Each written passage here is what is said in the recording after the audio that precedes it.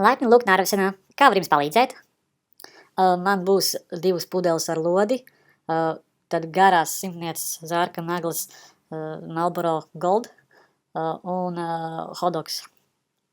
Kādu desu? Chorizo desu. Kāds vērtīts? Sineps, kečup, majonēzi? Sineps un kečup. Lūdzu, jūs hotdogs. Paldies.